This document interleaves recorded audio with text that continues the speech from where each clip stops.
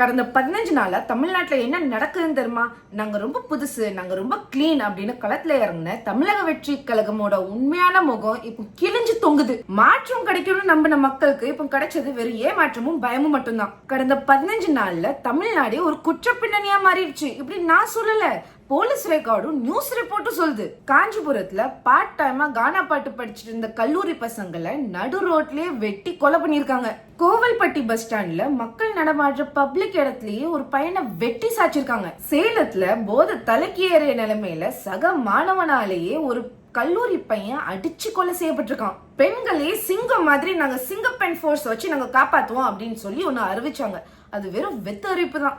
ஆனா இங்க நடக்கிறது என்ன? கோவை சூலூர் சம்பவம். ஒரு 10 வயசு சிறுமிய அவளை தைரியமா கடத்தி பாலியல் வன்கொடுமை பண்ணி அவளை கொலையே பண்ணிருக்காங்க. புதுக்கோட்டையில ஒரு மாற்றுத்திறனாளி பெண்ணை கடத்திட்டு போய் ஒரு கும்பலே அவங்கள பாலியல் வன்கொடுமை பண்ணிருக்காங்க. சென்னை ராயபுரத்துல போக்சோ சட்டத்துக்கு கீழே ஒரு மைனருக்கு பாலியல் தொல்லை கொடுத்து அந்த வழக்குல சிக்கினது யாருன்னு தெரியுமா? இதே டிவிகே கட்சியை சேர்ந்த பாம்பு தினேஷ் என்கிற முக்கிய நிர்வாகி. சொந்த கட்சி ஆட்களே கட்டுப்படுத்த முடியாதவங்க எப்படி தமிழ்நாடு பெண்களுக்கு பாதுகாப்பு கொடுக்க போறாங்க? வெறும் 3 நாள்ல 1,43,00,000 மதிப்பிலான போதைப் பொருட்களை தமிழ்நாடு போலீஸ் பறிமுதல் செஞ்சிருக்கு. ஒரே நாள்ல சென்னையில 133 ரவுடிகளையும் 101 போதைப் பொருள் கடத்தல்காரர்களையும் அரெஸ்ட் பண்ணிருக்காங்க. அப்போ கொஞ்சம் யோசிச்சு பாருங்க, இந்த போதை சப்ளை எவ்வளவு ஸ்ட்ராங்கா இருக்கு, எவ்வளவு ரூட்டடா இருக்குன்னு. நாங்களாம் மற்ற அரசியல் கட்சி மாதிரி இல்ல, நாங்களாம் திறமையானவங்க அப்படின்னு நீங்க சொன்னீங்க. ஆனா வந்த 12-15 நாள்லயே 30க்கும் மேற்பட்ட கொலைகள், பாலியல் வன்கொடுமை எதெல்லாம் தமிழ்நாடு பார்க்க கூடாதோ அத்தனையும் பார்த்துருச்சு.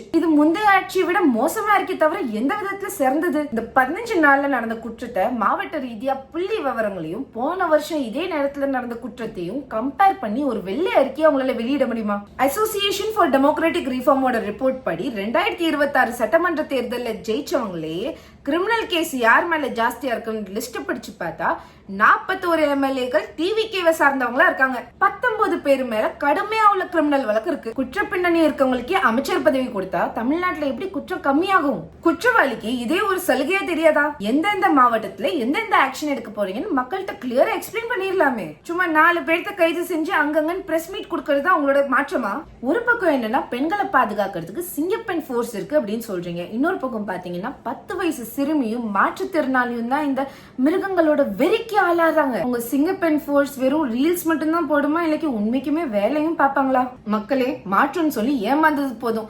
தப்பு செய்யறவன் சொந்த கட்சிக்காரனா இருந்தாலும் சரி, இல்ல முன்னாள் அமைச்சரா இருந்தாலும் சரி, அவன் தப்பு செஞ்சா இந்த அரசாங்கம் தட்டி கேட்கறதுக்கு தயங்கவே கூடாது. ஆனா இப்போ நடக்கிறதுலாம் பார்த்தா பழைய பாட்டில்ல புது சரக்கு மாதிரி இருக்கு. சிந்திச்சு பாருங்க, தவற தட்டி கேளுங்க. With that I conclude. Vetrivel வீரவேல், ஜெய பாரத்.